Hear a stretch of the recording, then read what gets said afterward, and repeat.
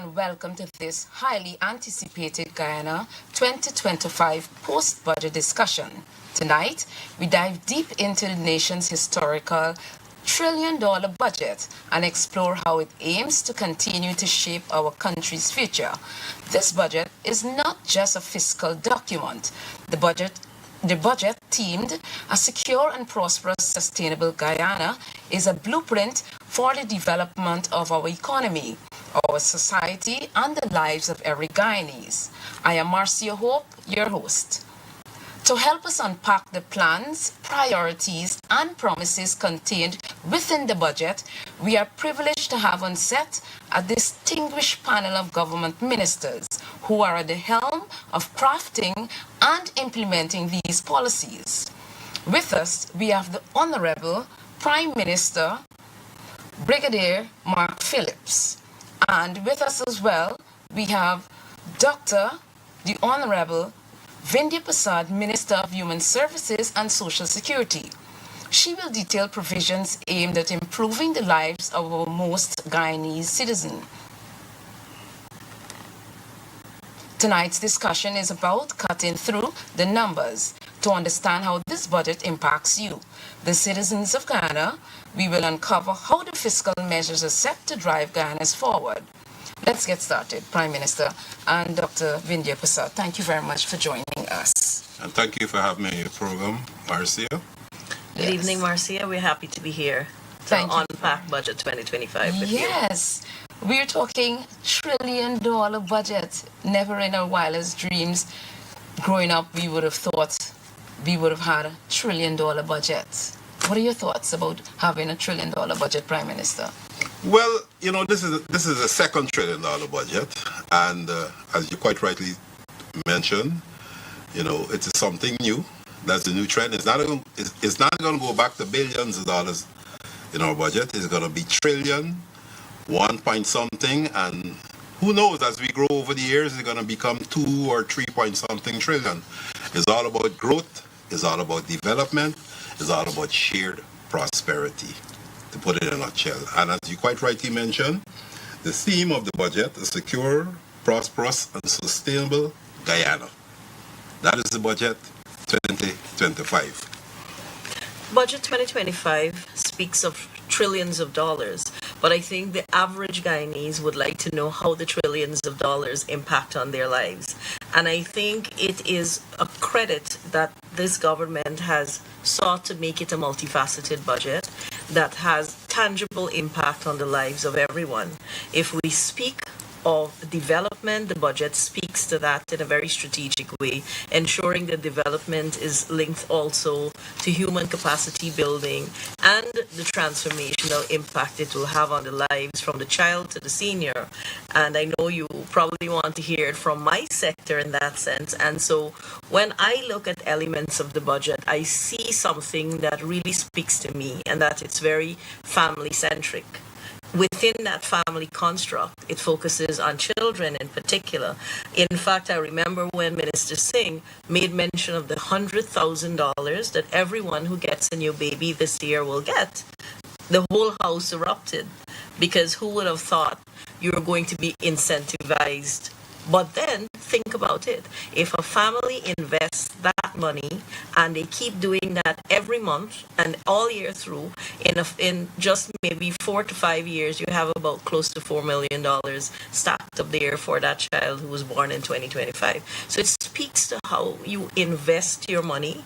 It speaks to how government overall is investing the trillions of dollars that we speak of, and doing it in such a way that we're not heavily focused on injecting in the budget much more than a little bit over 30% from the oil revenue, for example. So I just mentioned newborns, but what about the children? The Because We Care cash grant is a commitment delivered. When government committed to increasing the cash grant, we've hit that $50,000 mark. In fact, if you add the $5,000 for the uniforms, it's $55,000 per child. Then if you look at what it means to the senior citizens, and here's where you speak directly to the Ministry of Human Services and Social Security, our seniors have a commitment fulfilled When we came in 2020, it was $20,500, and there was a commitment to double that.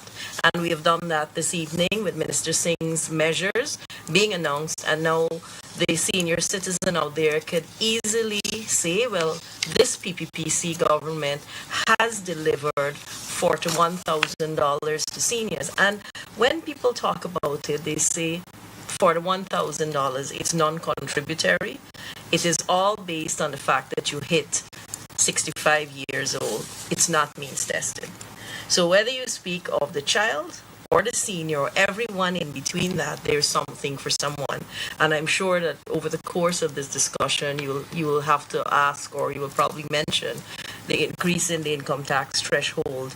And then not only the overall increase that captures a wide net of people, but it also speaks that how our government thinks about rewarding hard work, incentivizing hard work, because not only are you benefiting from your singular employment opportunity, if you decide to add on a second job, you're benefiting from that. If you decide to work longer hours, you're benefiting from overtime. All of that cumulatively adds up to your overall income tax threshold benefit. So I think it is very meticulously crafted, and a lot of it speaks to Guyanese having savings, having more disposable income, and that is the recurring trend when you speak of the 2025 budget.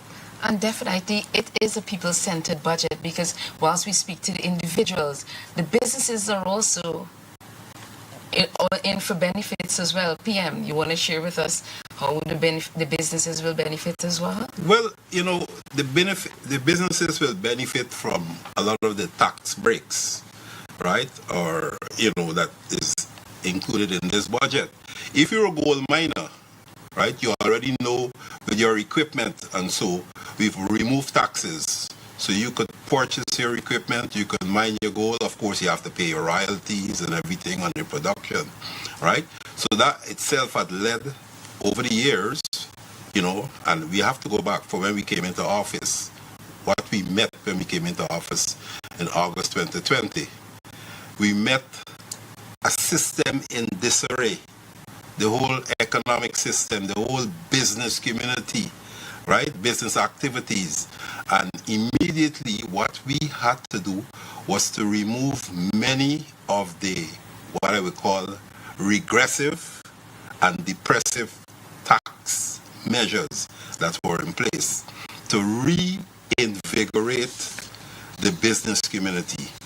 So we have a business community, not starting with this budget, but starting with the 2020 budget. I had called it an emergency budget when it was presented in 2020. And what we've had is sustained growth in the business community and sustained policy measures aimed at improving how businesses are conducted in Guyana, right? What this has led to? This has led to foreign investments, and I'm not talking about foreign direct investment here, I'm talking about domestic investment. Many of the business people who were disgruntled, disillusioned, they got back into business because of the incentivization measures and the policies of our government.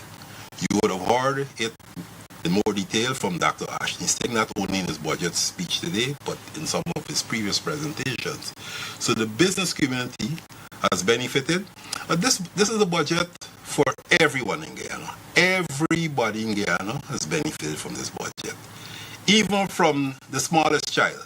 And I go to further to say even from the unborn, because there's a measure in the budget that if you bring a child into this womb, to when we resume political office in 2020, there was no payment of that cash grant. Whenever it came up in the budget debates, people were told that there was no fiscal space. The PPPC get back into office after the 2020 elections. Of course, this is another story. We waited for a long time after winning the elections. And what we did with that emergency budget, we replaced the because we care, and we move it to $15,000. We restarted with 15,000, and it has grown from 15,000 to now, as Dr. Bindi mentioned, 50,000 in 2025 budget.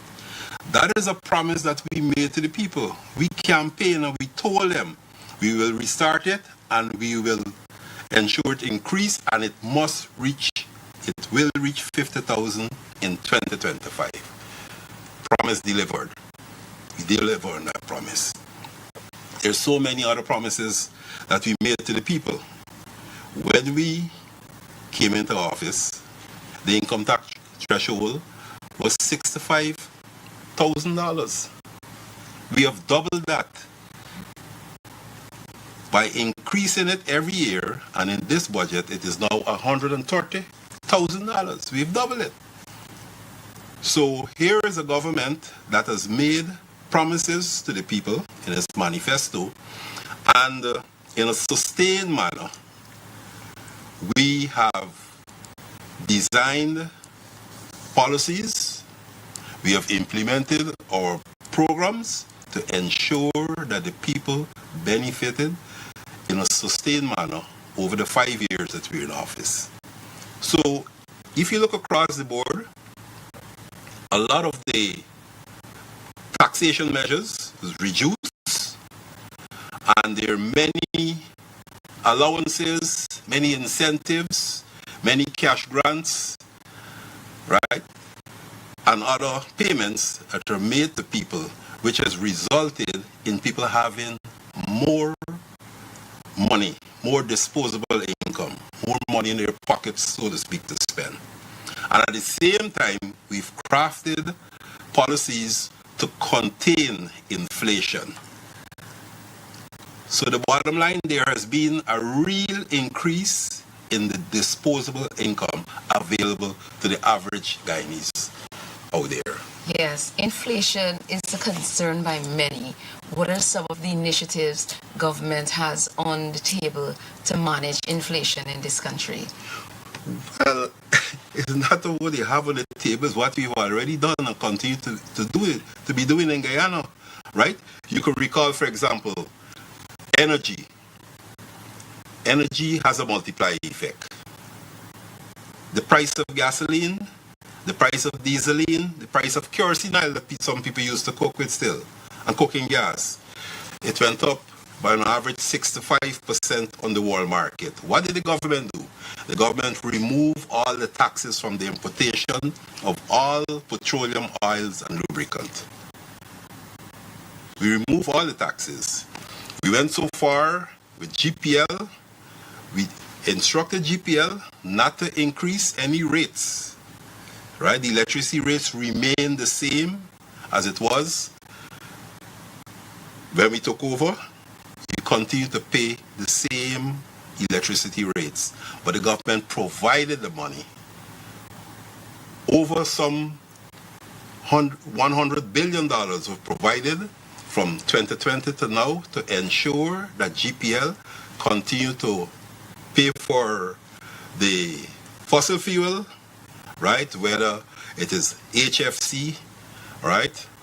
You know, or whatever fuel they may use to run their generators in throughout the regions, right? And throughout the Mar-Barbies interconnected system. We provided the money to cushion those increases in fuel prices. We didn't pass it on to the people. So we have a situation in Guyana where people are paying the same rates for electricity that they've been paying before we came into office in 2020. We've removed the tax that old age pensioners would have been paying on electricity and on water and all these things and so. So you pay the same water rates. In fact, the water rates went down, right? There's been no increase in electricity rates, no increase in water rates. We've removed all the repressive taxations and many of the fees. We had a case where the man with a horse-drawn cart, his fee was increased by the last government, right? Imagine that. A man eking out a living with a horse-drawn cart had to pay CSP increase from some $1,500 to some, I think, $8,000. We have removed all those fees. So everybody can now make a living and have more disposable income by our measures that we put in place in a sustained manner over the 5 years that we've been in office. Thank you, Prime Minister. Minister, in your area, with the unprecedented size of budget that you have, how can we see the benefits of that budget being translated to the people? Well, I think Prime Minister has made a very good point in that the budget is so inclusive because most of the measures include every member of the population. When you get down into a sector, we look at some of the vulnerable populations like the human services sector. So the pensioners to start with, the overall budget of this ministry would have increased by $12 billion. So the pensioners or senior citizens, they get a hefty chunk of that. And once they are getting that increase in the pension, we also have to look at service delivery, for example. And those were the things that we put into place from the time we got into government. How do people access their pension? Direct deposit to the bank, shut-in delivery for those who are bedridden or those who have mobility issues. We also looked at alternate venue payments, how you cash your coupons, even using MMG, looking at direct payments into hinterland remote communities. So ease of access too is also very important. And then the additional benefits that our seniors would have, not only the removal of taxes, but the subsidies for electricity and water. Those were things that were replaced. Those were things that were added on to what pensioners would have gotten in addition to their pension. And those are very important things. When you add all of that up, it really helps someone in their regular day-to-day activity, in their regular lives. And then we also looked at the voucher that was brought on through the Ministry of Health. Even prior to that, this ministry was running the eye care program. So with all of these things, now pensioners can have free eye tests, spectacles paid for, most of their spectacles paid for. This ministry also does programs focusing on assistive aids, which would benefit not only the pensioner, but persons who live with disabilities, free wheelchairs, free walkers, free white canes, free hearing aids. And so the idea is to ensure that there is an improved quality of life for all of these vulnerable populations. And speaking of persons living with disabilities, there was an unprecedented move by this government to give heavy attention to those persons. There was the opening of the Learning Lab not so long ago, and that Learning Lab would have seen persons who live with disabilities access free technical vocational training, not only the free training, but have access to a revolving fund where those persons continue to benefit from funds directly given through the government revolving fund to start their own business, entrepreneurial ventures. We also look at how persons living with disabilities can benefit from the increase. And we saw another increase this evening where $22,000 would be what persons who look for assistance receive through the public assistance programs, through the permanent disability programs. So I think the budget looks at really meeting people when they need it most. And government over the period of time from 2020 to now responded to whatever the crisis was. We had a very strong response to the COVID-19 crisis. Then we had a series of cash transfers to deal with what was happening at the said time. If there were floods, that was dealt with. If there was COVID, that was dealt with. Then you looked at the $100,000 cash grant that people, every citizen, 18 years and above will receive. So what government has been doing is not only sticking to the conventional methods of ensuring people benefit, but also looking at the additive measures that would cushion the impact from things as Prime Minister discussed, like inflation. We also look at how women, another very big population, can benefit and have been benefiting through the Ministry of Human Services and Social Security, for example, through the WIN program. How does the WIN program impact? Free training, accessible through in-person methods or virtually. Then that should translate into the development of entrepreneurial ventures. Then we look at the care economy, getting women to open their own daycare, night care, early childhood centers, giving them a subsidy to do that, making sure that children who have parents who are on the front lines in the early days, or parents who are working, paying for their child to go to registered and licensed daycare. So these are very, very impactful measures, because let's say no, there is a lady who will take advantage of what was mentioned in the budget. She wants to have her regular job, she wants to have the additional job that was mentioned, or she wants to work overtime. Now she can do that, benefit from the tax benefit, have the tax benefit, and then also be able to leave her child or children in a safe and secure place. So it all ties in with what we are trying to do through the integration of every sector, ensuring that with that kind of integration, each person feels the impact of what this budget will bring to them.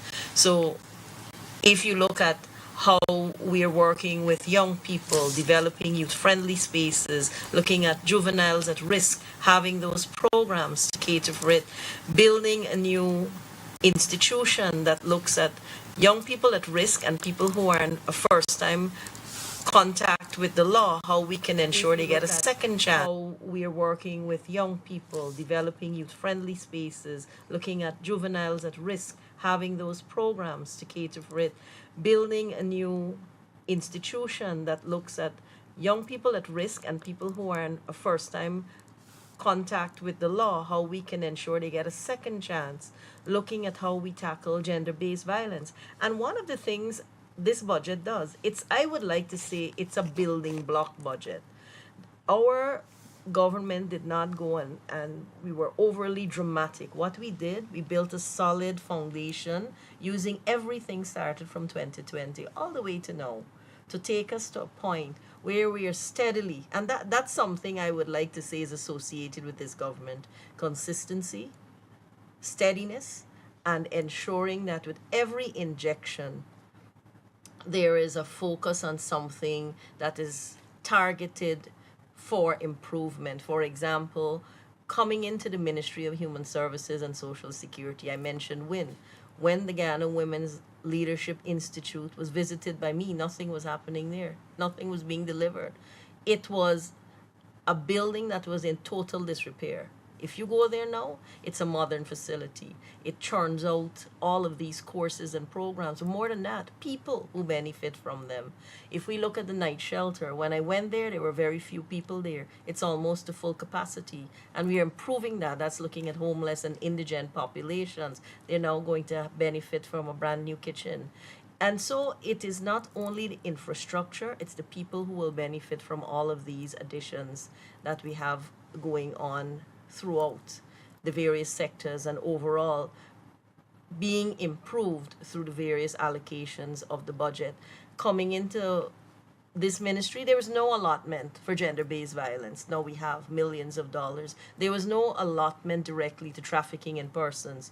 And we didn't only look at the budgetary allotment, we look at the legislative framework. A slew of legislations would have been dealt with over our last 4 years. So Budget 2025 gives us all the opportunity to look back and also to project forward, looking at the things that are mentioned in the theme, ensuring that there is security, ensuring that there is inclusive prosperity, and at all times really, really standing up to honor our commitments that we would have given in our manifesto. We've never strayed from that. We have never said in 100 days we'll do this and we haven't done it. In fact, in many cases, we would have exceeded many of the commitments that we would have made. Well, Marcy, before you move on to another question, I'm old school. So when Dr. Ashley Singh during his budget speech was listing the measures, I made note of some of those measures. And if you permit me, Yes, sir. I have my notebook here. I'll go ahead, through some sir. of the measures. Very important, reduction in electricity costs. We promised the people on completion of the gas to energy project, where we will be producing 300 megawatts of additional electricity. We will reduce the cost by 50%. And in his measure, he did announce a reduction, household, commercial, and industrial rates, right? Gonna be reduced by 50%. The other one that he mentioned, the abolition of bridge tolls on the completion of those bridges that we're building. We're building a bridge across the Demerara River. In fact, 2 bridges across the Demerara River. One in Georgetown and one in Linden, right? So, and then later on, of course, we're going to have a new bridge across the Berbice River. Yes. And then we are also talking with international partners in Suriname about a bridge across the Quarantine River. Correct. But definitely with those completion of those internal bridges, the Berbice and the 2 across the Demerara River, we're going to abolish. And abolish is a big word, meaning free from paying any rates, right, or any toll. So we abolishing tolls. Yes. So Guyanese people, right, will be able to cross all those bridges, right, without paying any toll on completion of those bridges. No toll, right? There's a lot of savings there for people. Dr. Vindy mentioned about the old age pension, right, and the fact that it's now 41,000. We've doubled it from the time we got into office to now. But I want the Guyanese people to remember, there was a government in this country from 2015 to 2020 that promised to do the same thing. They failed to do it. We got back in office and we started the process, and there's been an increase every year as the economy grow, right? The money paid to old age pensioners also grow over time. It grew over time. And today, we announced in this budget that it is now double what we reached there. Public assistance, we talk about public assistance already. Health checkup. We have in this budget made $10,000 available. Every Guyanese have a voucher of $10,000 available for them to go and do a medical checkup. If you had to do a medical checkup before now, you had to find all the money. Here is a government providing $10,000. Of course, you find a difference, but this itself is an encouragement. Many people who failed or keep putting off doing their medical checkups now that you have a 10,000 voucher, that itself will motivate them, right, to get that medical checkup done. You just have to find the additional money. We talk about the newborn babies and $100,000, right? You come into the world as a newborn baby, you have $100,000 for your parents to spend on you. NIS, a big one. We have many people in Guyana who failed to make the 750 plus contribution, right? And these people got nothing, right?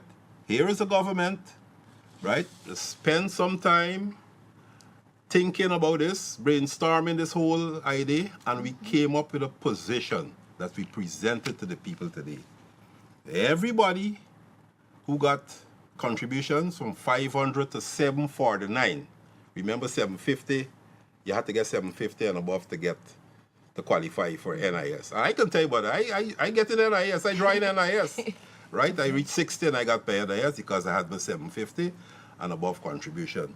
So many of my comrades who were over 60, right, 60 and above, who unfortunately didn't qualify, they now will get a one-off payment.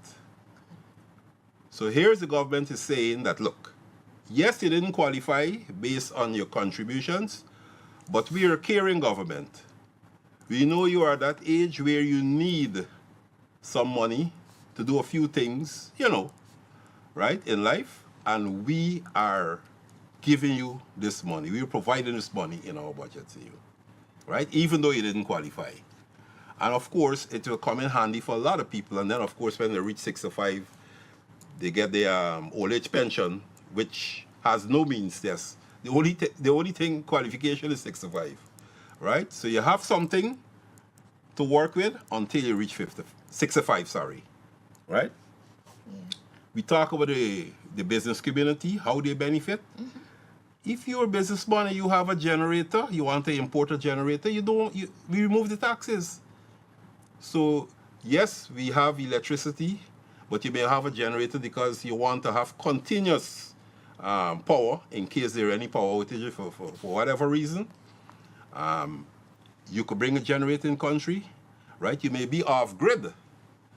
It may not even be a case of power outage. You may be operating off grid, and therefore you need a generator. You need to self-generate. You could buy a generator, and you don't have to pay any taxes on it, right? We remove the taxes, right? The poultry farmers, many of the equipment, many of the stuff that they use, right, for the poultry production, we've removed the taxes, all those chemicals and other medications and so, right? Remove those taxes, right? University. That's a big one. That's a big one. Yeah. Free university.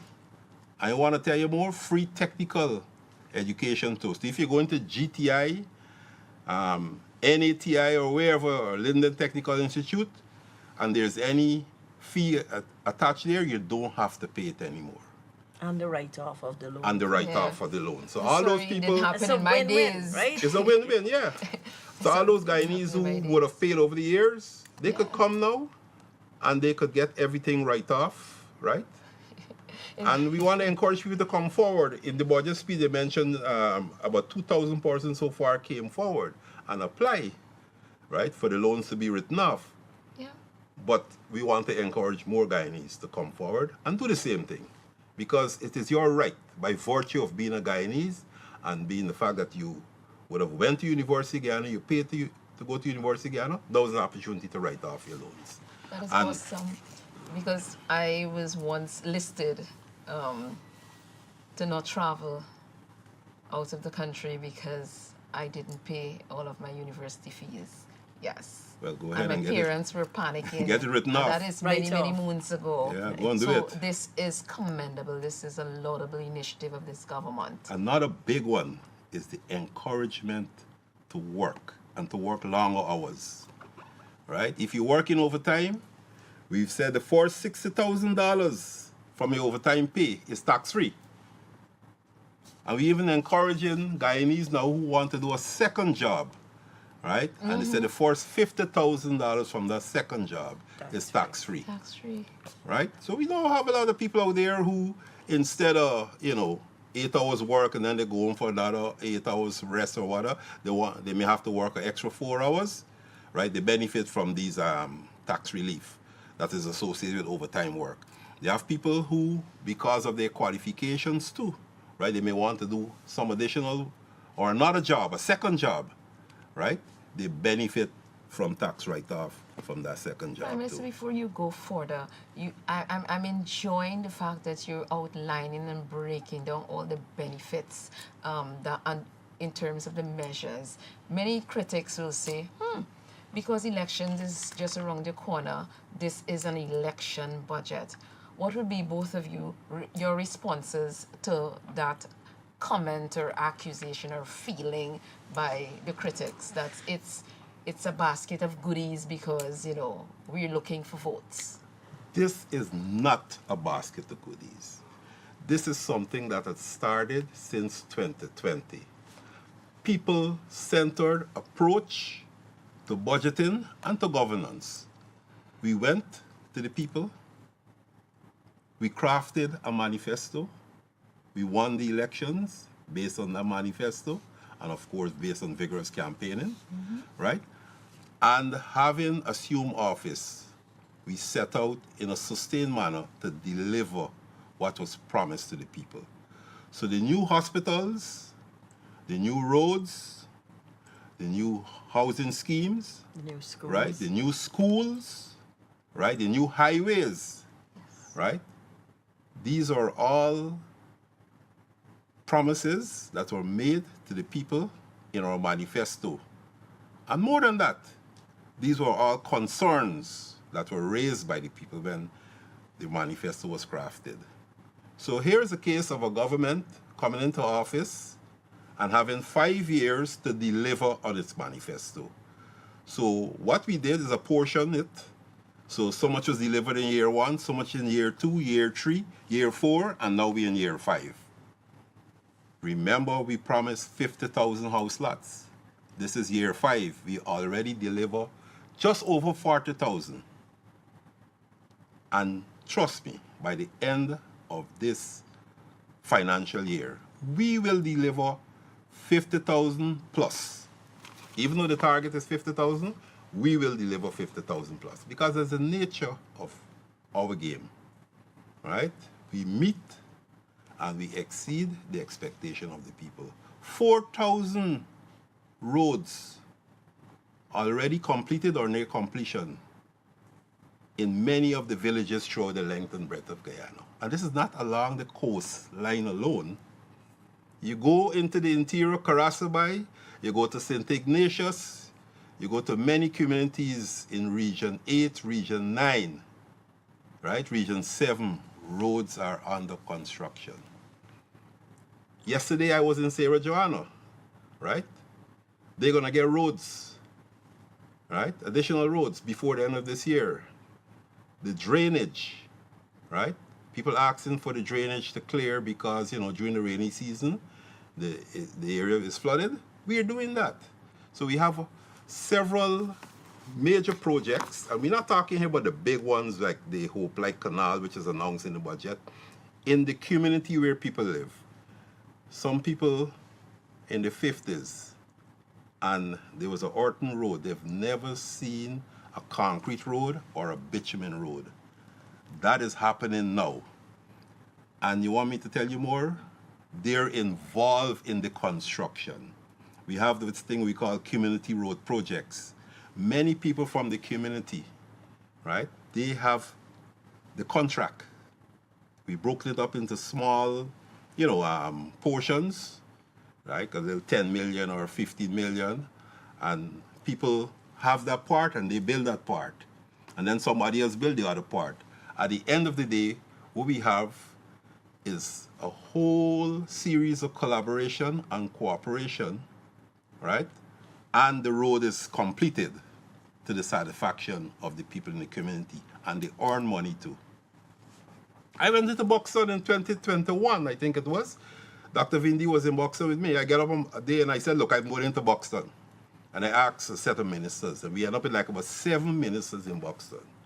And the detractors, from the opposition, they told the people not to turn up at the meeting. We went there, we had a standing crowd. We had seats for everybody. People were told not to come to this meeting.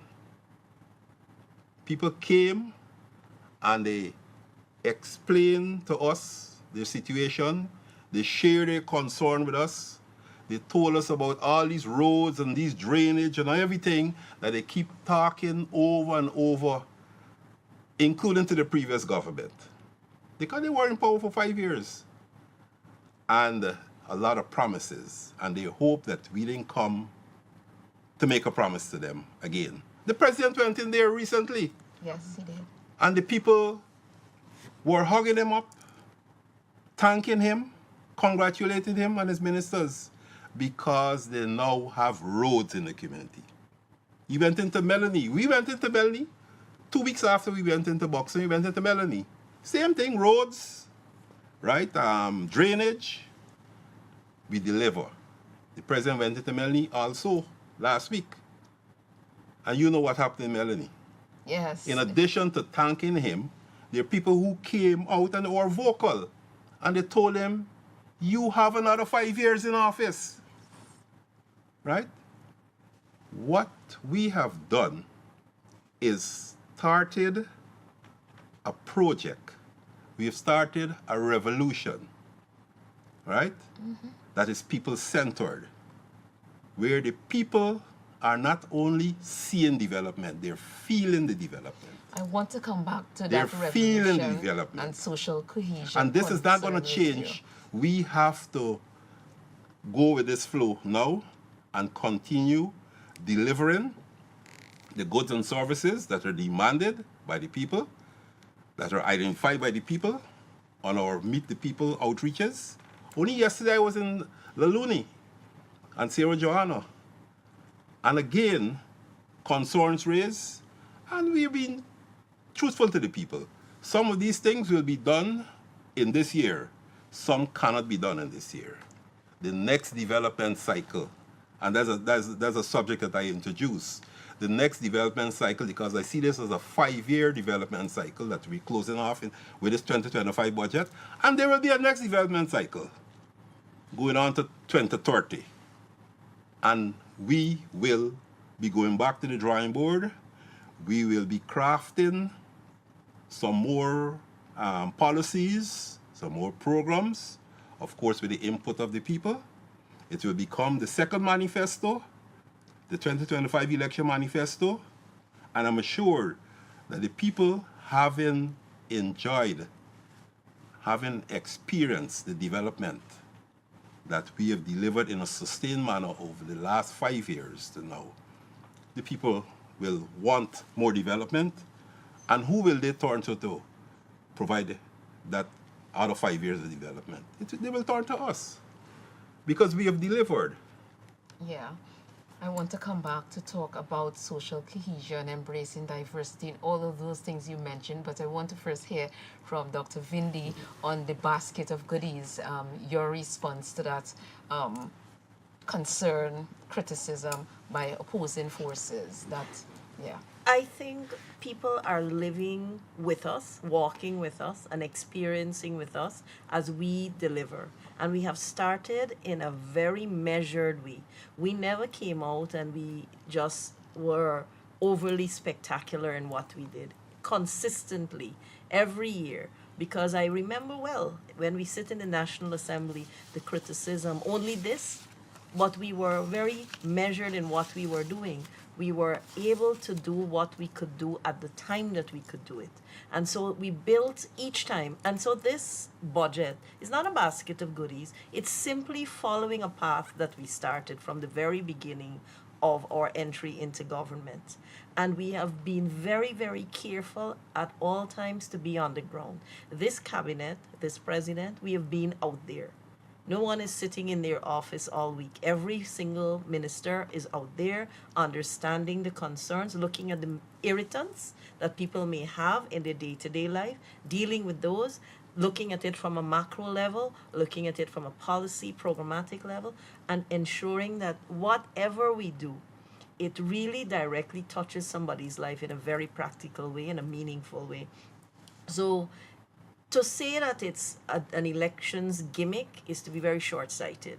And I think when you look at the response that we have been getting on the ground from people, it is not only coming out and saying thank you, they're asking how can we be part of this.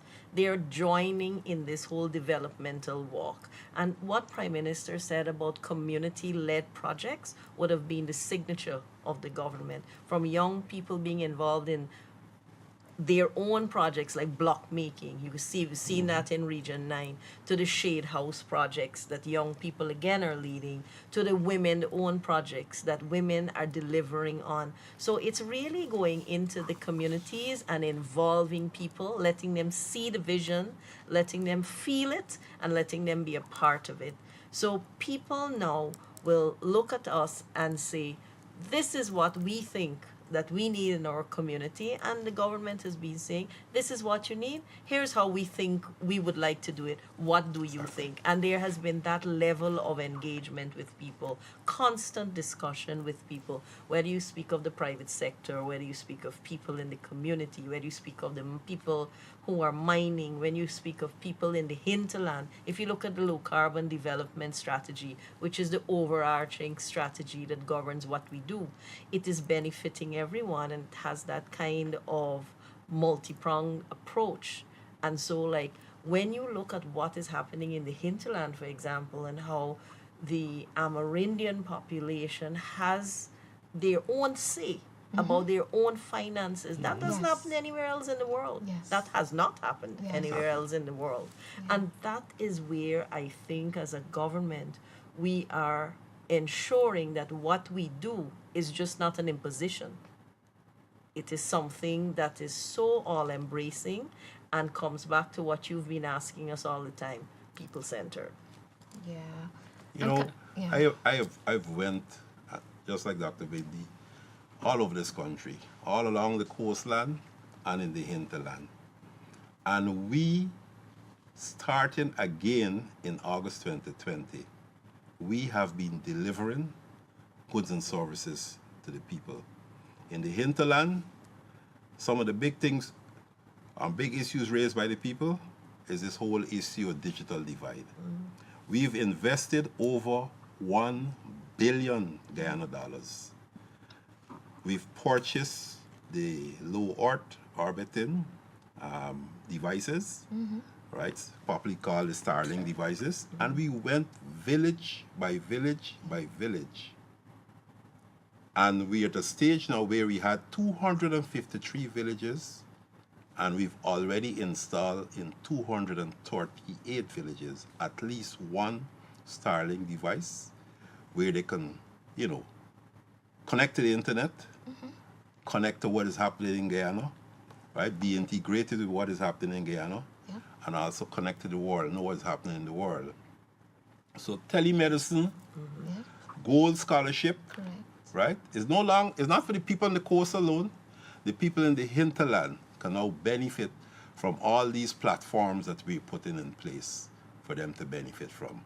You know, we've purchased the household solar systems, 30,000 families, mainly in the hinterland and in the riverine areas, right? We've issued it out.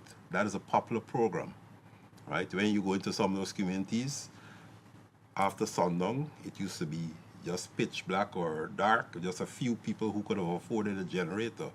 Now, almost everybody have some form of lighting, right? And they can charge their phones. The children can do their homework with light, right? And the little cottage industry or sewing or making some, processing some food material or whatever that the women will normally do, they can have extra hours of work, right? That is what is happening in the hinterland, right? It's not just infrastructure, but also the household is benefiting from our policies. Then you have the community solar systems, which is another set of solar project where we hook up the hospitals or health centers, the police station, the administrative offices, the schools, learning resource center, where the community could gather. These are some of the changes that is happening in the hinterland. These are some of the changes that the opposition talk about, but fail to deliver. And I always bring up this story. When I was campaigning, and with my phone, every time I go to every community and they claim that I had Wi-Fi, I try to connect. And my phone, for the time, if I spend 2 hours there, when I leave, it still got connecting. Now when I go to communities after we would have, implemented this project, you can see you're connected and you're seeing 200, 300. Those are the megabytes per second. Those are the figures that you're seeing. Yeah. Strong connection. You could download, you could read all the data that you want. You know, you could do your gold scholarship. I went to a community in region 2, right? And there was this lady who was telling me that, you know, she's doing her master's. She works at the health center, but she signed up and she's doing her master's. Thanking us for the ICT connection, right? These are some of the testimonies, that we get from people in the hinterland, right? They're now experiencing what we call bridging the development divide. The services provided by government is reaching them. And more with digitalization, more services as we design most of these services and start delivering them digitally, it will reach the people, right? The whole issue of e-governance will become a reality where people can be in the hinterland and they could request certain services, right? They can apply for a birth certificate. They could apply for their passport, by in some remote area and fill in the forms and just send it to town. This is where we want to go with digitalization. Yeah, thank you very much.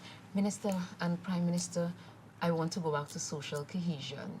For someone that is an Afro-Guyanese, you will be seen, and we know about the most recent incident in Melanie, where someone declared his support for the president, and of course he was vilified because of his constitutional right to associate. And you being someone of African descent, you will be seen as a traitor, a soup drinker, and all the names turncoat.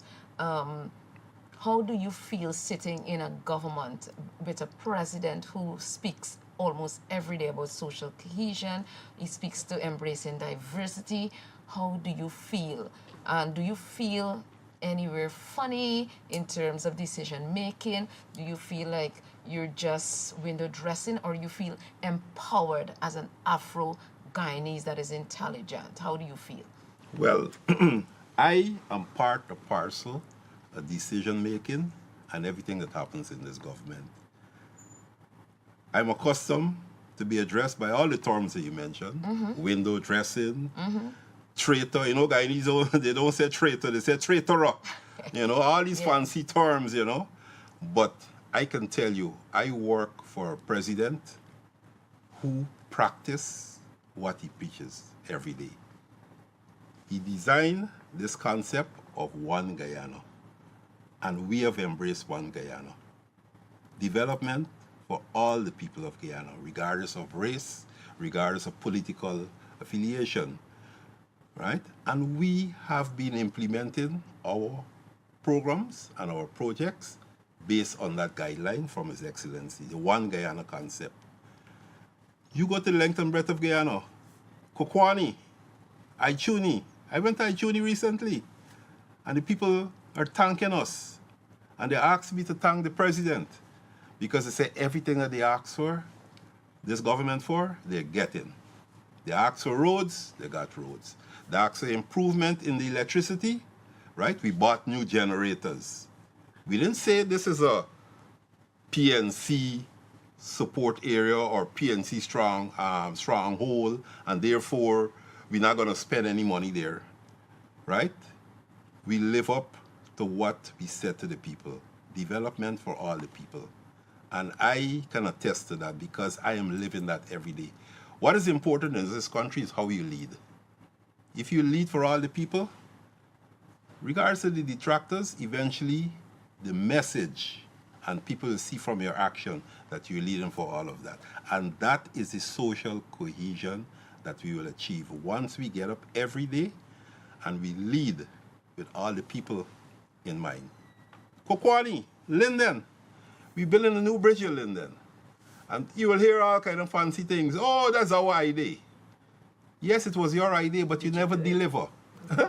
You never deliver.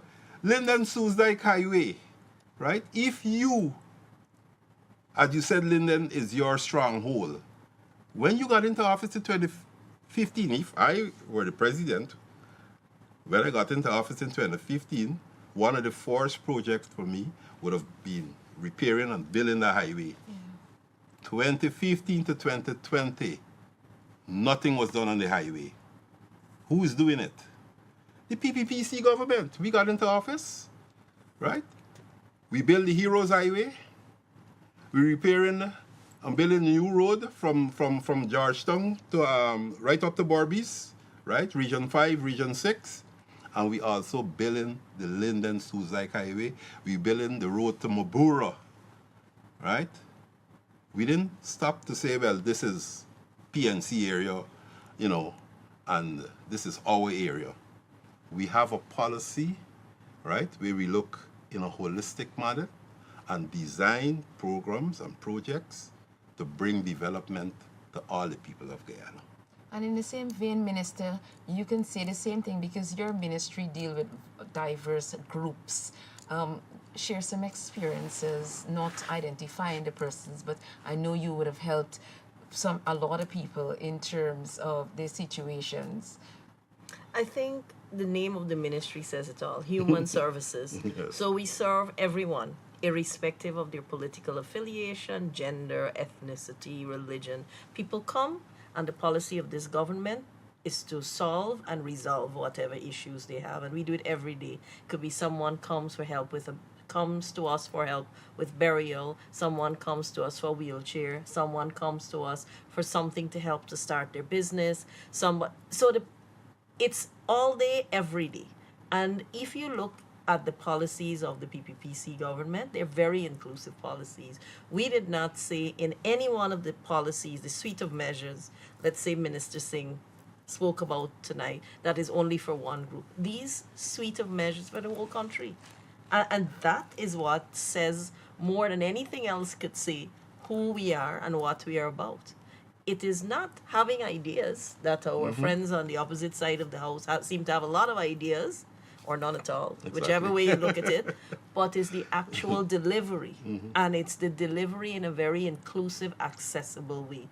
Everyone would like to take credit, but if the people look at what we've been doing from start to finish, we don't start and we stop at some point and we say, well, we're not going to finish this because of, from start to finish. And you look at every project we have done, those projects have touched from the hinterland to the coastland. Those projects would have touched every age group. And we keep on ensuring that even the most vulnerable of people benefit. And if you look at the stats, I know this is not really where we want to go into all that detail. Look at the persons who are now the maximum number of homeowners. Women. More than 70% of the homeowners in this country, women, PPPC. If you look at the persons accessing the Gold Scholarship, we speak of gender equality. We speak of narrowing the gender divide. Women, majority of women are benefiting from the Gold Scholarships.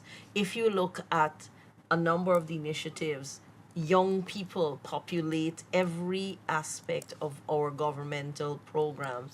And so one just has to objectively look at what we are doing, and they will see that it is not for any one particular group, but it's for everyone. Even if you look at the development of the business community, now more and more people are involved in developing businesses. Whether you look at micro business or you look at medium scale businesses, more and more people are getting involved in a diverse slew of business opportunities that exist, because this government believes in the involvement of people, whether it is service delivery or it is through the private sector. How do we get every Guyanese to be involved in where our country is going? And our country has been mentioned time and time again with the label the fastest developing economy, and I think Dr. Singh very clearly spoke to that tonight, how much we have developed. But it's not only looking at it as a statistic, it is looking at it, let me say from my end, from a very humane perspective, where you actually see a person coming and you see the transformation in their lives. And I remember when the WIN program started, I've gone to so many communities, Sophia, for example. We've trained 50 women at one go, went into the community, expressed an interest. We didn't just say, okay, we'll get to you. It was done. And now those women will be able to start their own garment construction hub. They will be able to do the training themselves, and there's a ripple effect. You go into a place like Cane Grove, for example, you have the same conversation, you will get back, you get it done. You go into Region 9, you have the same conversation, and the program again materializes. So it's not just saying that you will, it is actually ensuring that people see that you do it. And I believe that because we keep touching populations of people all across the country, they are able to come back to us with their expectations a lot higher. People are Exactly. not Yeah. asking us for basic things now. People are wanting that improvement because they see we no longer people coming to us only for the small things. People want the bigger The things, bigger as things they now, yeah. should. Yeah. And it simply means that the government has given them reason to have that expectation by coming in 2020, by losing nearly 2 years through COVID, through all the crises, the global crises, the geopolitical tension, all those things. We didn't come in at a time when it was an easy walk in the park to just deliver services. We had to deliver everything from education. There was no educational program for any child in any school to say, well, how is education going to be delivered? But education was delivered when children were still at home. We had to look at ingenious ways to deliver health care. We had to think of how do you get the pensioner to still have his or her benefit. You use the WhatsApp, you have the life service. So there were many creative ways we had to utilize in those early days to ensure that we were able to deliver, to be able to get to this point before the elections. Yes, we're heading to the election, to say, look, we have had this time with you, and we have continuously been working round the clock and coming up with all these ways that we can say to you through a manifesto. We sat down, and we didn't only sit down among ourselves, we sat down with you to ask you what you wanted. And then in asking you what you wanted, we set out on a very, very, I would say, strategic path to make sure that we deliver to you what you asked for. And because we believe in exceeding your expectations, we have done it in so many different areas And for all the Minister, people. on that, sorry, Prime Minister, on that note as we wrap, I would love to get both of you, your perspective in terms of how the youth should view your government's performance, how will you sell your government to the youth? Well, the youth, I think the youth are already sold in terms of they're the ones who are benefiting from what we're doing now. You start from birth, $100,000 at birth. You get into school through nursery school, primary school, secondary school. You have the Because We Care every year to help your parents and help you to get your education. University, technical colleges, free in Guyana now. So education from nursery to university is free. And that is a youth-centric policy. You have no excuse as a youth now to complete your education in Guyana. It is free. You're 18 years old, you have $100,000 cash grant. Job opportunities and opportunities to training for role. If you want to work in the mining sector, you want to work in the construction sector, right? There's so many opportunities that are being made available to youths, not only in Georgetown, but in every community throughout Guyana, to have an opportunity to develop a skill that could earn a living for them. And also job placement, right? We have through the Ministry of Labor, Yeah. where we could we now have a platform where you could submit your names and they can place you, do job placements and help you to get jobs in Guyana. The reality of Guyana today is that it's not just the economic growth, and we're the fastest growing economy. We have a government that is utilizing the revenue to improve the life and livelihood of the people. So with all the roads that we're building, right, all the schools that we're building, all the hospitals that we're building, and you name it, right, the hotels, everything, all of these projects create jobs for the youths. Is the youths have to come forward and take those jobs, right? It's not just during the construction phase. When we finish with the hospital, you have to staff the hospital. Where will the nurses come from? Where will the other management-related workers to keep a hospital going, to keep a school going, the teachers, the hotels, right? The people who work in hotels, is the young people of Guyana. This is a glorious time to be a young person in Guyana. There's so many opportunities for skills development, right? For your professional development. What I would say to the youth of Guyana, stay focused. If you're in school, finish your education. If you're in university, finish university. If you're out there young and looking for a job, go to the nearest job placement opportunity and get an opportunity to find a job, right? There's so many things happening around you. And you don't have to have any skill. If you don't have a skill, we have many centers now where you could just walk in, register, and right away they will teach you to do whatever you want to do to make a living in this life. So now is a good time to be a young person in Guyana. Thank you very much, Prime Minister. Minister? To add to what Prime Minister said, I think one of the signature things that this government would have done would be the involvement of young people in leadership and decision making, starting from His Excellency, members of the cabinet, members of parliament, members in the leadership of communities and all of the agencies. So many young people are there, and they're there as part of decision making. So that in a way tells every young person out there, this government wants you on board to be a part of your own future, to be a part of your now. And that is an important thing. And that's why I think every young person who's listening, they shouldn't wait. Get on board and be a part of where we are going and be a part of what they want to see for themselves. So because if they do this now, they are actually paving the way for future generations. Secondly, in terms of building their capacity through the many ways Prime Minister spoke about, there is also that big emphasis on things like ICT, artificial intelligence, STEM, all of the things that globally would be in demand, all of the things that we need for our own development in that way to bridge the divide between the developed and the developing. And there's so many different partnerships that would have come about with global agencies, international entities, and even local entities to furnish young people, starting from the school age.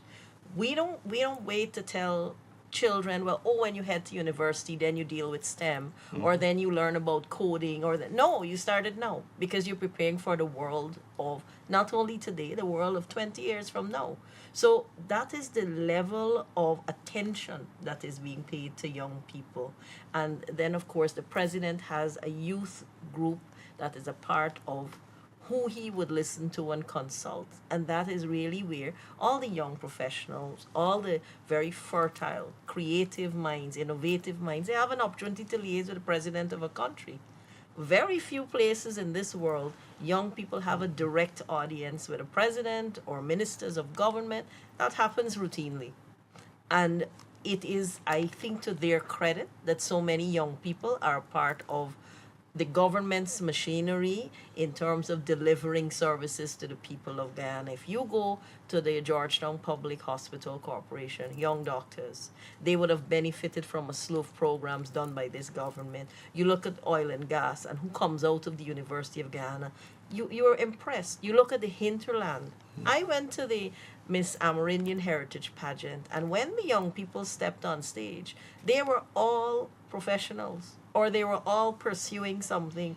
And it means too that they're not just doing it and staying here, they're going back at home. And that's where we're seeing what we want to see, the ripple effect of young people absorbing all of this, taking all the opportunity and going out back to every nook and corner of this country and being part of development. Because for us to achieve all we want to achieve, it cannot be one set of people. It has to be everybody.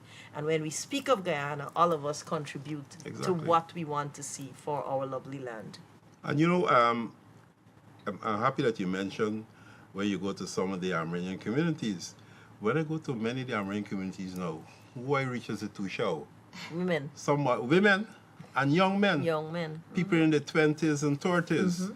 So the youths in Guyana, they're stepping up to the plate. They're taking active role in leadership position, not only in the Armenian villages, but in the neighborhood democratic councils. Many many of the people who elected to the NDC is no longer older folks.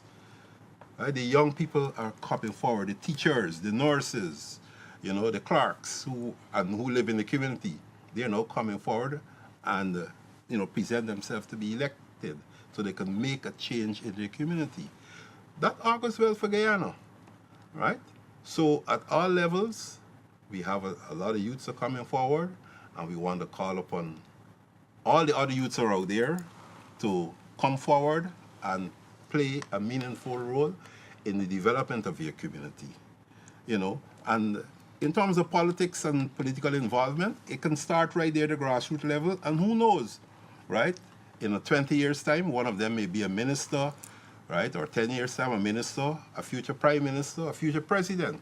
As Dr. Vindi mentioned, our president is still considered a youth as far as I'm concerned, right?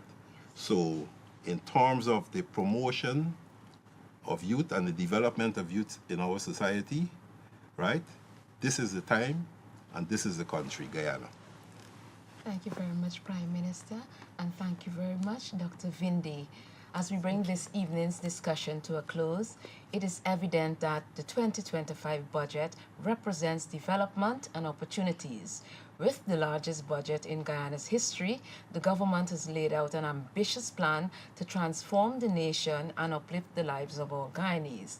With great opportunity comes great responsibilities. It will require collaboration, accountability, and continuous dialogue between the government, civil society, and the people. A heartfelt thank you again to both you, the Prime Minister, and Dr. Vindi, for sharing your insights with us this evening. And thank you for having me in the program, Mark. Thank you so very much for having us here this evening.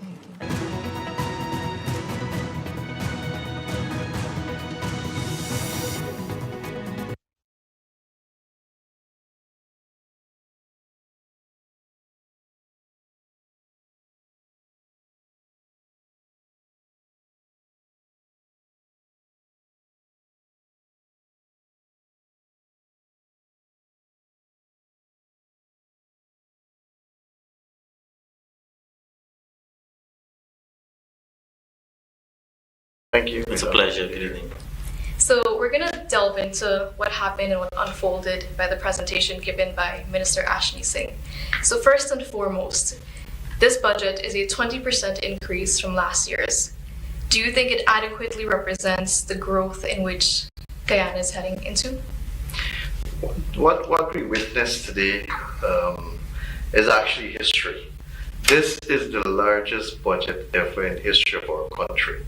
$1.3 trillion.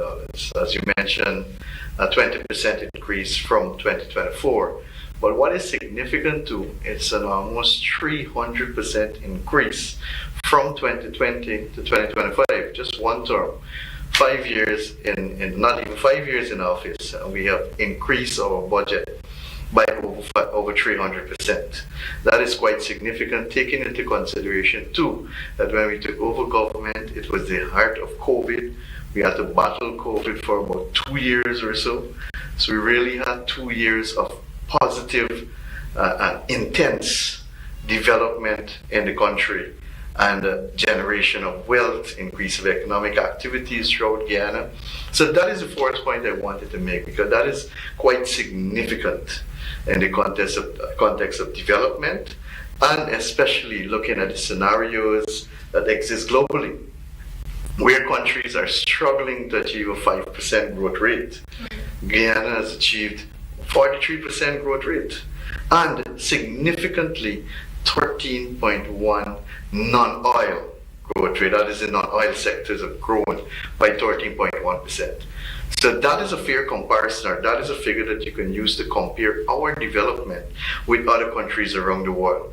Because some may say, oh, it's because of oil and gas that you're 43%. But our non-oil growth is 13%. Right. Many countries in the world cannot achieve double figures. They were 5%, 6%. If you check it, you will see. So Guyana is probably one of the fastest growing economy in the world, the non-oil sectors I'm referring to here. So that is significant, and I think that is because of our concerted effort and commitment to continue investing and incentivizing the traditional productive sectors or the non-oil sectors like mining, like forestry, like agriculture, like tourism, construction, manufacturing, and we have seen an increase in these sectors across the board. And I want to speak quickly on bauxite because it falls directly under my sector. Bauxite, when we took over this country, you know the history of bauxite. The previous government basically chased away Rusal. 500 persons in the Kokwani, Barbies River, New Amsterdam lost their jobs. Those are direct employment. We got to take into consideration that these people have dependents too. Right. So there were so many people who were depending on Rusal operation. The issue between the company and the government at that time, the AP and UFC government, was poorly or badly handled, and the company left. They were forced to leave, as a matter of fact, thereby putting all of these people out of job, reducing our production in bauxite significantly below 500,000 tons annually, thereby decreasing too our income from exports. We would have torn around the industry significantly. As a matter of fact, in 2024, our production was just over 700,000 tons. In 2024, our production has reached 1.7 million tons. That is over 200% increase from 2023 to 2024. Also generating over about 200 to 300 new jobs in the Linden and surrounding areas in Region 10. So that is quite significant. When we speak about the quarrying sector, sand, loam, stone has increased tremendously. When we took over in 2020, stone, for example, there was a severe shortage because of the massive development that is taking place across the country, both public and private sector investments. The production in 2020 was close to about 700,000 tons. In 2024, we recorded 3.3 million tons in production. Quite a significant increase in production, mainly because of the investment and the incentives also by government for new investment in the sector. But it also shows the confidence that investors have in the government and in the economy and in the country today, which was absent in the past.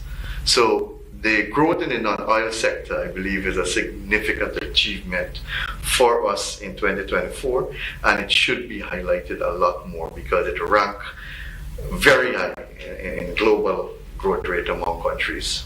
Great, thank you so much. And Minister Curl, I'm going to give you a chance to delve into your sector a little bit.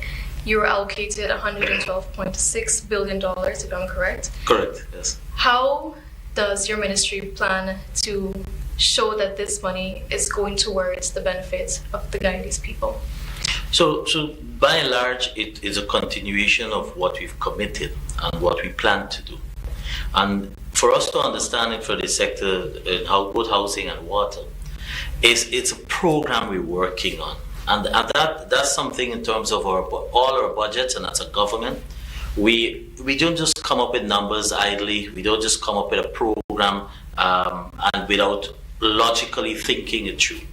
And that is why when you saw some of the measures that were announced, it's matched with looking at what we started with, and this in our 5th year, what is it in 5 years? And everyone would have ensured that we've fulfilled our manifesto commitment, and in most cases surpassed. So similarly for the housing sector is that we've given the commitment, we are making 50,000 house lots available.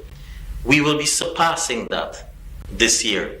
But so the infrastructure, the money that is coming for the housing sector allows us to continue our program to make home ownership, make families, complete families, new communities, economic growth.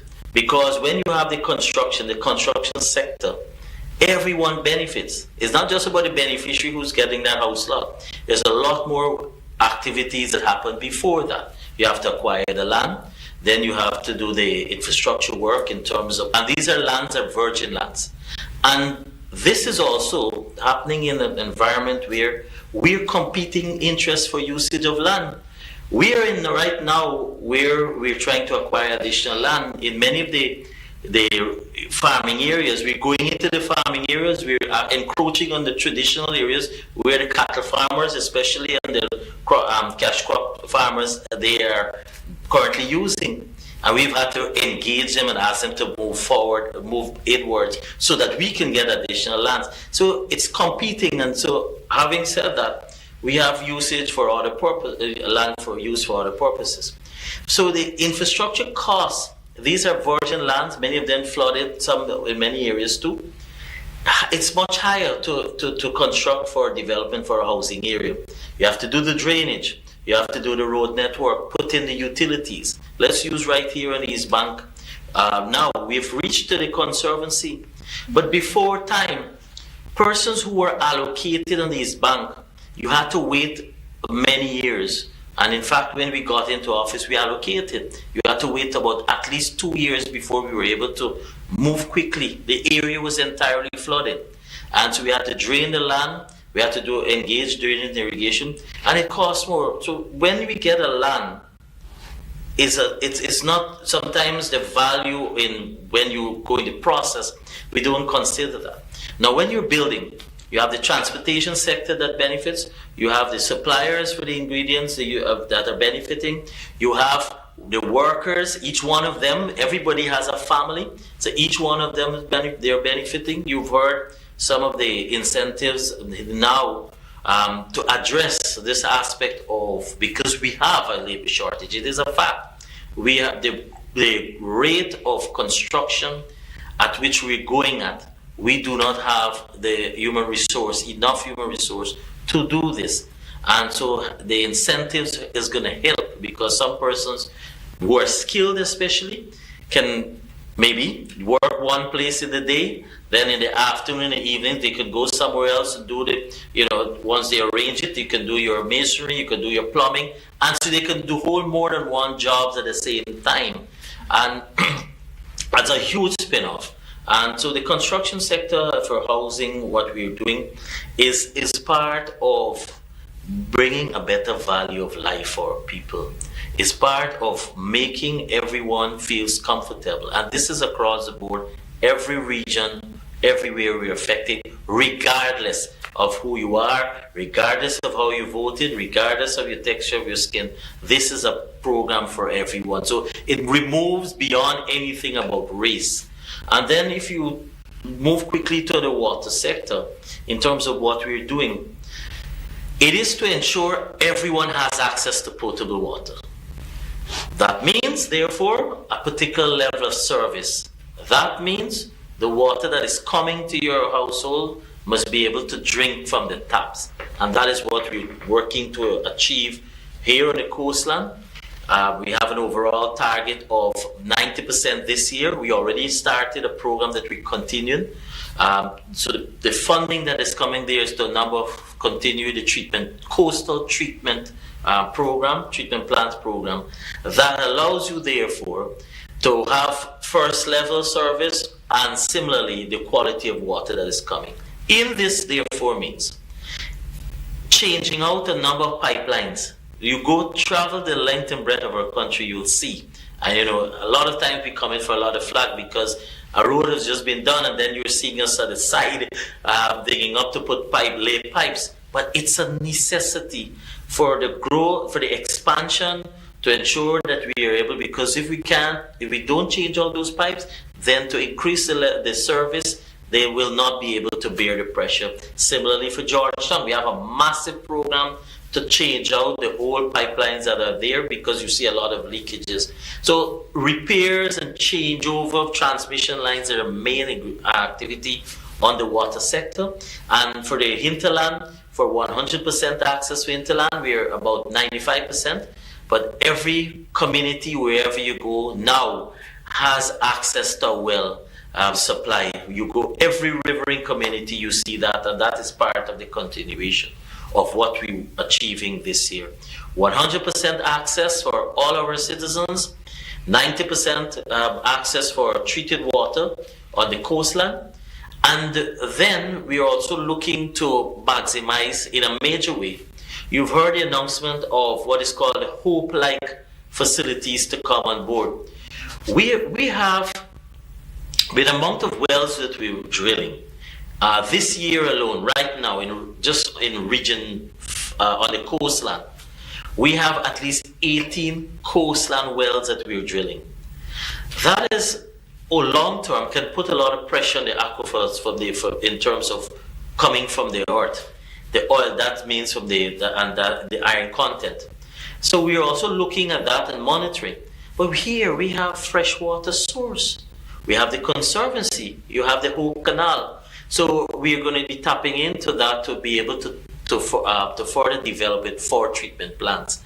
The three, therefore, canals in regions 3, 5, and 6 that will assist for farmers for drainage and irrigation will also have a beneficial impact for us in the long term in harnessing freshwater source to be able to deliver to the households. So that is the domino effect of what we're trying to do, and this is to happen as quickly as possible.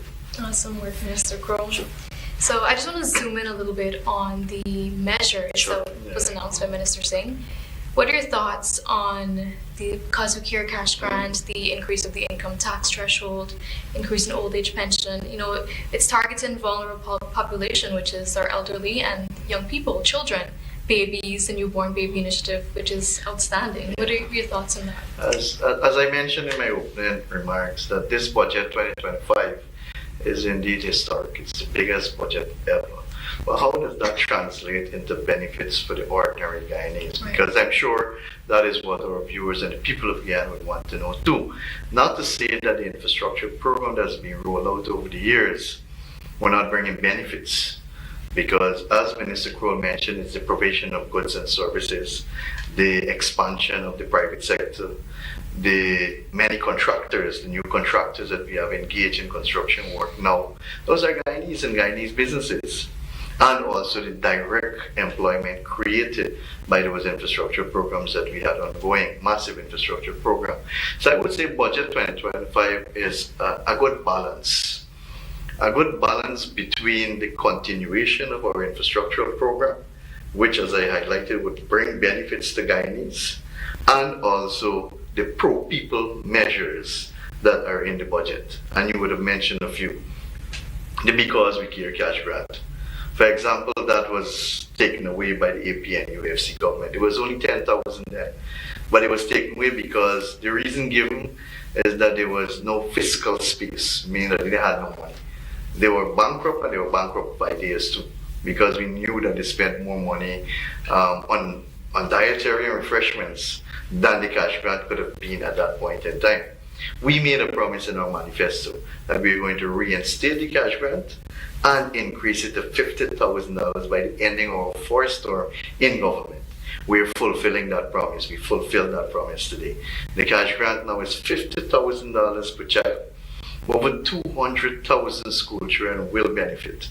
And as you're aware, when we started this program, it was for public schools only, but we extended that beyond. So students attending private schools, because they're Guyanese, their parents are taxpayers too, they are now benefiting too. I think the figure is over 203,000 students will be benefited from the 50,000 payout. It's actually 50,000 plus the 5,000 uniform voucher. So every single student in our country will be receiving $55,000 cash grant in 2025. What I'm particularly pleased too, and I guess a lot of Guyanese, especially young people, would be pleased of, is the $100,000 payout for every newborn baby born to a Guyanese mom. And that is very important, because if you look, there was a gap. There was a gap between when the baby is born to when they start school, because we only give the Because We Care cash grant from nursery school. So that gap will be covered now by that $100,000 grant that will be given to every newborn in our country. So I'm particularly pleased for that, especially for young people who are starting their family. Sometimes they find it very difficult. Sometimes it will help people now with family planning. So it's about people and giving benefits to our people. Being a Barbician, quite honestly, I'm excited because I go to Barbies a lot. My family go to, my friends go to Barbies a lot. And to hear that we will abolish the toll at the Barbies Bridge later in this year when the Mar Harbor Bridge is completed, that is great news for all Guyana, especially Barbicians. Because I can tell you as a Barbician, the bridge by itself was a blessing to Barbies. You know, those of us who grew up in Barbies and traveled with the ferry, the Torani and the Malali and the Mukura, we know the hardship. We went through that. So to cross the Barbies Bridge in the Barbies River in less than 5 minutes by driving across a bridge was a dream come true for Barbicians. And now for it to be toll free, that is a dream, another dream coming true for all Barbicians. And it simply means increase in economic activities in Barbies. It simply means a lower cost of living too. And that is exactly what the bigger project, the gas to energy project, if I may skip across to that a little, because that project will be completed in this year. As the President has announced, the Vice President has pronounced on it many times. That single project will transform our country. That will be the most transformational project we have seen in this country, because it will reduce the cost of living in our country, because everything revolves around power, and it will improve the standard of living of our people. Because people may very well start to throw their fans and the kerosene stove and the gas stove, and they'll put in AC units in their house, they will buy electric stove, because electricity costs will go down by 50%, as announced by Dr. Ashney. So we will have cheaper electricity, 50% less. So it simply means a household paying $10,000 now, they will pay $5,000 later in this year once that project is completed. More disposable income for people. It simply means that they can improve their standard of living. So it's cheap electricity, reliable electricity, which is very important for us in Guyana, because we grew up when hearing about blackout and power outages. We still face it even to today. So this project will change that. And in the context of climate change, cleaner energy as well too, which is very important, because especially in keeping with our low carbon development strategy and our plans for developing our energy mix as we develop as a country. Second to that, which is key and important, we have not truly benefited from our natural resources and our products through agriculture. We have not truly benefited from it because we have always been engaged in primary exportation of products. We have always exported primary products. That is, we export our cherry and orange and buy back the juice. We export our logs and we buy back furniture. We export our bauxite and we buy back the aluminum products. We export our raw gold and we buy back refined gold. And why have we not changed this over the year? Because of power. The cost of power generation in Guyana is not competitive in comparison to other countries around us. As an investor, you look at that because it's important. The reliability of our power. You can't have factories setting up and then there's power outages or fluctuation in the voltage of the electricity that you're receiving to. This project will solve that problem. What we will see now is a manufacturing industrial park being built out. And when we cited this project in the Wales area where there's availability of land, we were criticized by the opposition. But we didn't just want a power plant. We wanted a park where we manufacturing, where there will be industrialization, where we'll be able to produce. Because quite honestly, we need to produce more. Producing more will save us foreign currency. As against importing, we're producing. It will create jobs, direct jobs and indirect jobs. It will create business opportunities and expansion of the private sector. And it means cheaper goods and services for people because it's produced right here as well. And obviously taxes for our government.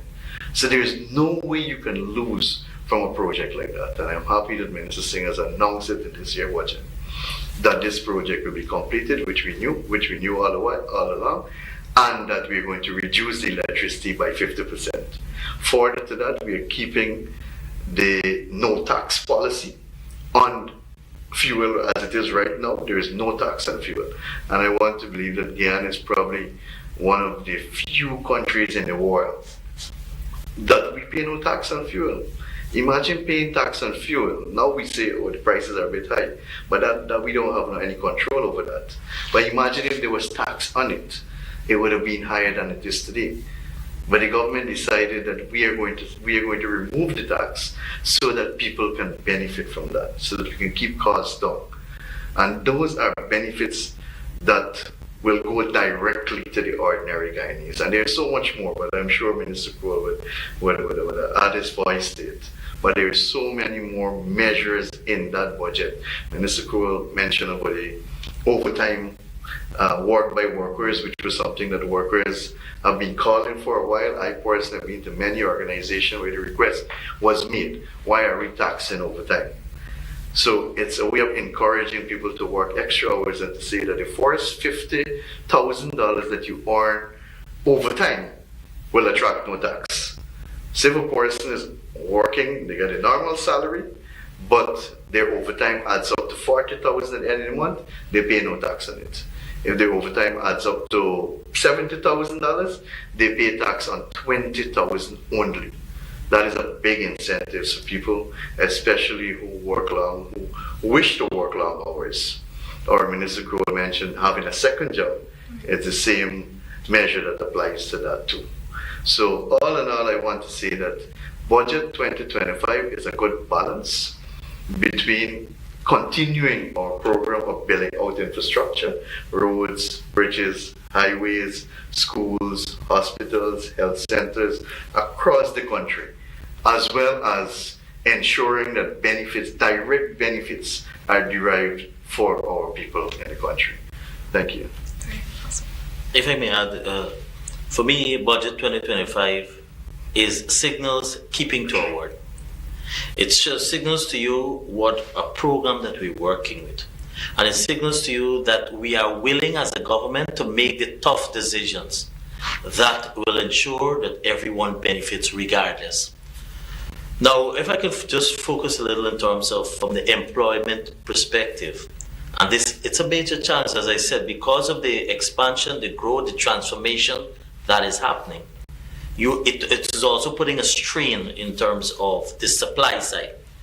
And I heard a comment tonight that said, oh, so we are encouraging persons to do 2 jobs. The reality is that if you are an ability to do another job, and it's not anything new, the first world countries, it happened. There are persons where, in fact, it's structured in such a way you can schedule your jobs and you have 2. You're earning more, so it allows you, and if you have certain skill set, even better. So what we're doing is putting all of that together, and it is in response to a need. So it gives an incentive for persons and reward people who are willing to work. Absolutely. Just say, look to my sector, we're and all of us, we're in overdrive in the sense that we're trying to deliver on so many things. We're trying to do this as quickly as possible, but then we do not necessarily have the human resource to be able to accomplish this. So in this budget, in terms of the measures, everyone can feel relief. Minister Vic spoke about in terms of electricity and the energy, etc. This is something that we welcome for us as a country, because for the manufacturing, it's something we have to encourage. It allows us to be competitive. And that electricity was one of the biggest ingredient or impediment in terms of the overhead costs for the manufacturing sector. We have been encouraging this in terms of our allocations of land too. And so, for example, well, he spoke about Wales. We have a development that is happening at Enmore on the East Coast, and then we also have on the East Bank, where we have zoned to encourage persons who are involved in the manufacturing sector, because this is an area that we have to further expand on, to ensure that we can be competitive, we can produce, and it's ridiculous if you have something that's going overseas to be packaged and then coming back here. So that's what is going to help. But then, in terms back to the employment aspect, you have now more disposable income. Everyone. Increase in terms of the ceiling for your payment of your PAYE. You now have the elderly, they're getting increased pension. We've kept our word. We have doubled all of this from where we started to now. We have doubled, we've kept our word. You also have the incentive to ensure in terms of the ceiling, we've reduced the percentage for your calculation for your NIS. You also have the support in terms of the one-off grant, as was mentioned. That these are all part of initiatives to help that you make more disposable income. But you know what? The investments that are happening in the health sector, the investments that are happening in the education sector, whether it's because we care whether they are additional textbooks, meals, etc. for the children who are attending school, state-of-the-art classrooms, new schools, secondary schools being built across our country. All of that is happening simultaneously. So it means as a parent, as a worker, you are required to spend less. Your health needs are being addressed because more services are being provided. We're building more regional hospitals, so access to health care is right within the remit in which you will reside. Every region that is happening, state-of-the-art hospital.